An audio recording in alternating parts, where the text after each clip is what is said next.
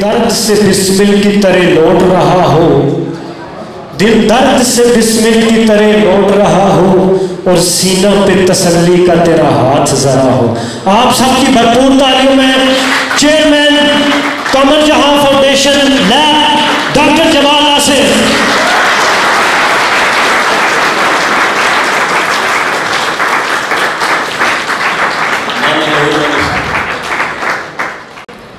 نحمدہ و نصلی علی رسولہ الکریم، اما بعد فاعوذ باللہ من الشیطان الرجیم، بسم اللہ الرحمن الرحیم۔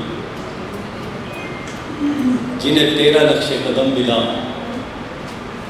وہ غم جہاں سے گزر گئے،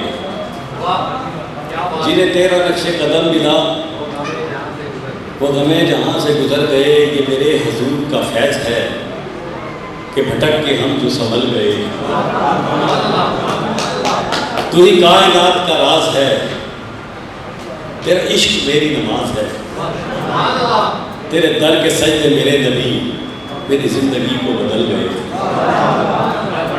تو مصوری کا خیال ہے، تو خدا کا حسن جمال ہے، جنہیں تیرا جلوہ عطا ہوا وہ تیرے جمال میں ڈھل گئے۔ اور تیرا بندہ واسی پہ بے خبر، تیرا راز سمجھا ہے اس قدر، تجھے جب پکارا کہ جشن کر کئی مرحلے میں نکل گئے۔ میرے محترم، یہ میں نے اس لیے آج نعت سے شروع کیا کہ عید میلاد النبی کا مہینہ چل رہا ہے، اور میں سب سے پہلے تو شکر گزار ہوں اپنے ڈاکٹر ادریس صاحب، پروفیسر عرفان صاحب، نبیل صدیقی صاحب، میجر صاحب اور باقی جتنے بھی میرے یہاں چاہنے والے ہیں۔ اللہ تعالیٰ نے دنیا میں 1,24,000 پیغمبروں کو بھیجا، اور اگر آپ تاریخ اٹھا کر دیکھیں، کہ آپ سے گزارش ہے اس بچے کو، اگر آپ دنیا میں اللہ تعالیٰ نے 1,24,000 پیغمبروں کو بھیجا، اور آپ اگر تاریخ اٹھا کر دیکھیں تو ایک بھی پیغمبر کو اللہ تعالیٰ نے نبوت اور پرچار میں یہ نہیں کہا کہ تم جا کر لوگوں کو یہ بتاؤ کہ میں بہت بڑا نمازی ہوں، میں بہت بڑا عبادت گزار ہوں، میں بہت تہجد پڑھتا ہوں، میں اللہ کے ساتھ بہت قریب ہوں، بلکہ تمام کے تمام پیغمبروں نے جا کر سوشل سروسز کی بات کی، لوگوں کی بھلائی کی بات کی، اور ہمارے حضور پاک صلی اللہ علیہ وآلہ وسلم کا تو پورا کا پورا اسلام اس بات پر تھا کہ لوگ انہیں صادق اور امین کہا کرتے تھے۔ اور جب انہوں نے اسلام کی دعوت دی اور لوگوں کو یہ کہا کہ میں اگر کہوں کہ اس پہاڑ کے پیچھے ایک لشکر موجود ہے تو کیا یقین کر لو گے، تو لوگوں نے کہا کہ آپ نے کبھی جھوٹ نہیں بولا، آپ نے لوگوں کو دھوکہ نہیں دیا، آپ عورتوں کی عزتوں کا خیال رکھتے ہیں، آپ یتیموں کی شفقت کرتے ہیں، آپ لوگوں کے درد و درد میں کام آتے ہیں، آپ جو کہیں گے ہم یقین کر لیں گے۔ انہوں نے کہا کہ اگر تم پہاڑ کی اس طرف چلے بھی جاؤ اور دیکھو کہ کوئی لشکر موجود نہیں ہے، اور میں کہوں کہ لشکر موجود ہے تو کیا تم یقین کر لو گے؟ تو انہوں نے کہا یقیناً ہم کہیں گے کہ ہماری آنکھوں نے دھوکہ کھا لیا ہے، حضور پاک صلی اللہ علیہ وآلہ وسلم نے زندگی میں کبھی جھوٹ نہیں بولا۔ تو یہ تھا وہ لیول کہ جب ایک عورت حضور پاک صلی اللہ علیہ وآلہ وسلم پہ کوڑا پھینکتی ہے، اور ایک دن جب وہ نہیں پھینکتی تو پتہ چلتا ہے بیمار ہے، اس کی عیادت کرنے چلے جاتے ہیں۔ تو وہ اسلام ہمیں آج بھی نظر نہیں آتا۔ حضرت عمر بن العزیز کا دور چاروں خلفائے راشدین کے بعد ایک ایسا دور تھا کہ جب زکوٰۃ دینے والے موجود تھے لیکن زکوٰۃ لینے والا موجود نہیں تھا۔ ہمارا مسئلہ یہ ہو گیا کہ ہم نے بہت زیادہ عبادتوں پہ زور دینا شروع کر دیا۔ میری باتوں سے ہو سکتا ہے کسی کو اختلاف ہو۔ ہم نے بہت کوشش کرتے ہیں کہ ہر سال لاکھوں بندے حج اور عمرے پہ چلے جاتے ہیں، ہم بہت نمود و نمائش کے کام کر لیتے ہیں، لیکن اگر ہم اپنی زکوٰۃ کو صحیح طریقے سے ادا کرتے تو شاید آج کسی یہ جو بلائنڈ لوگ ہیں ہمارے انہیں اپنی چھڑی کے لیے کسی امداد کی کسی چیز کی یا کسی کوئی بھی ان کو ضرورت نہ پڑے. لیکن بدقسمتی یہ ہے کہ یہ ایک ایسا مسلمانوں کا ملک ہے جب آج بھی تھر کے علاقے میں بہت سارے بچے بھوکے مر جاتے ہیں. وہ کسی نے پوچھا، میں اس دن واقعہ پڑھ رہا تھا کہ حضرت سلمان فارسی یا کوئی اور صحابی تھے کہ حضرت عمر سے ان کا وعدہ ہوا کہ جب وہ مر جائیں گے حضرت عمر رضی اللہ تعالیٰ عنہ خلیفہ تو بتائیں گے کہ ان کے ساتھ کیا سلوک ہوا. تو حالانکہ جنہیں جنت کی بشارت ملی ہوئی تھی وہ ایک مہینے تک ان کے خواب میں نہیں آئے، ان کو نہیں مل سکے.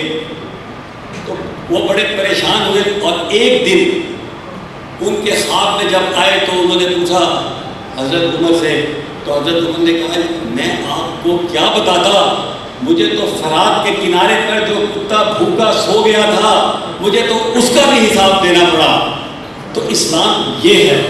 میں ایک دن حج پہ گیا، بلکہ میں اکثر علماء کرام کا جب خطاب سنتا ہوں اور وہ یہ کہتے ہیں کہ حج کر لو ایسا ہو جائے گا کہ جیسے ماں کے پیٹ سے بچہ جو ہے نا بغیر گناہوں کے نکل آتا ہے.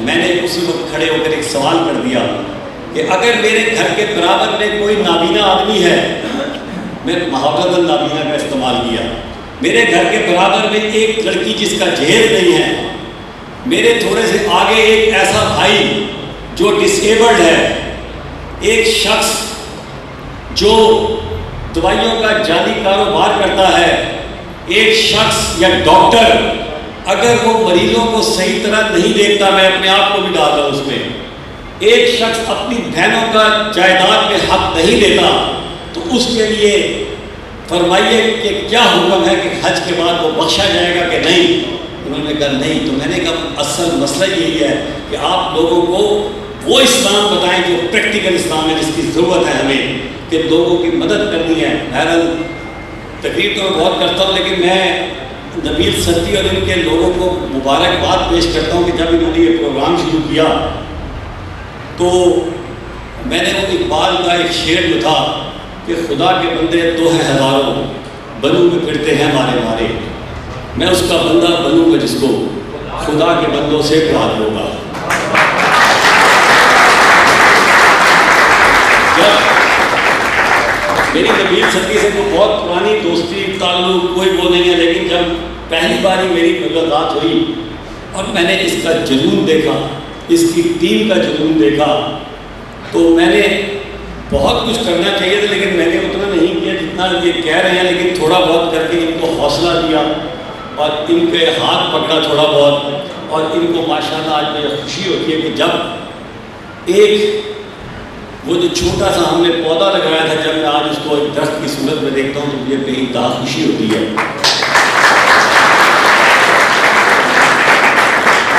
اور میں نے اپنے سے بیٹھے بیٹھے سوال کیا کہ یار یہ جو آپ شوگر کین یہ جو آپ چھڑی کی بات کر رہے ہیں، اس کی جو مشین کی بات کر رہے ہیں یا جو بنانا چاہتے ہیں، آپ نے مجھ سے کبھی ذکر کیوں نہیں کیا؟ تو انہوں نے کہا کہ آپ پہلے اتنا کرتے ہیں. میں نے کہا یار بات ہی کہ جو اللہ نے مجھے دیا ہے، اللہ نے مجھے اس لیے نہیں دیا بلکہ میں مالک نہیں ہوں بلکہ مینیجر ہوں، اور میرا کام ہے کہ ادھر سے لے کے لوگوں میں تقسیم کرنا. کیونکہ جب میں خدا کے سامنے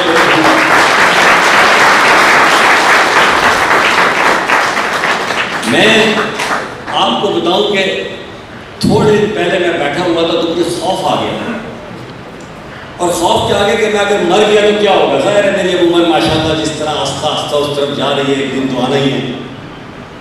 تو میں خوف کھا گیا کہ اگر میں مر گیا، مجھے خوف یہ نہیں تھا مرنے کا، میں مرنے کو روز یاد کرتا ہوں، روز یاد کرتا ہوں مرنے کو. اس لیے حضرت علی کا قول ہے کہ موت کو یاد رکھو لیکن موت کی تمنا مت کرو.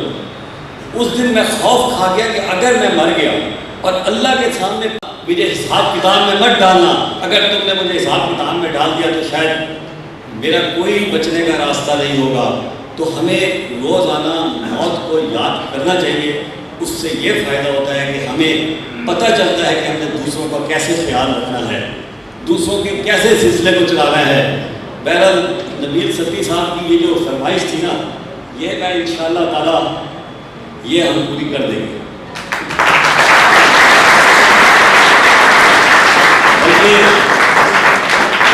انہوں نے بتایا کہ مجھے وجیح الحسن صاحب نے کوئی جگہ دی ہے. میں نے پوچھا کہ وہ کسی نے کہا ویل چیئر کا ذکر کر دیا مجھ سے. میں بتانا نہیں چاہ رہا تھا، لیکن میں نے کہا یار یہ تو کام میں بڑے عرصے سے کر رہا ہوں، اتنی مہنگی ویل چیئر دیتا ہوں، وہ بھی ان سے کوئی بات چیت چل رہی ہے. میں نے کہا کوئی جگہ ہے تو بتاؤ. تو انہوں نے کہا کہ وجیح الحسن صاحب کو بھی آئے تھے، انہوں نے کوئی جگہ دی ہے، تو انشاءاللہ اس میں بھی کام کرتے ہیں. ہم کوشش کریں گے کیونکہ یہ چیزیں کام آئیں گی. ایک شخص کو چھڑی پکڑا دی، ایک کو ویل چیئر دے دی، تو خدا کے سامنے یہی چیزیں کام آئیں گی. تہجد بھی کام آئے گا.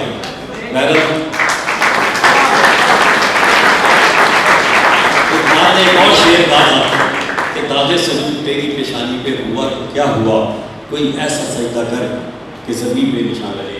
غیرت میں دوبارہ اور نبیل صاحب آپ نے جو میری والدہ کے نام کو زندہ رکھا ہوا ہے نا قمر جہاں کمپیوٹر اکیڈمی کی وجہ سے، میں آپ کے ساتھ فل ہوں. آپ کوئی کام بتایا کریں، گھبرایا نہ کریں، ٹھیک ہے. یہی میری زندگی میں کام آئے گا. میرے کام یہ دولت گاڑیاں کچھ نہیں آئے گا. اللہ تعالیٰ آپ کو ہمت دے. احساس کسی بھی حکومت کو 70 سال 74 سال ہونے لگے. ہنستے پھولو ہنستے رہنا، ہنستے پھولو ہنستے رہنا، تم ہو پاک وطن کا گہنا. پھولوں نے پھر گہنا پہنا، ہنستے پھولو ہنستے رہنا. پھول ہیں تھوڑے، خار بہت ہیں، پردے میں اغیار بہت ہیں، آپس میں مل جل کر رہنا. ہنستے پھولو ہنستے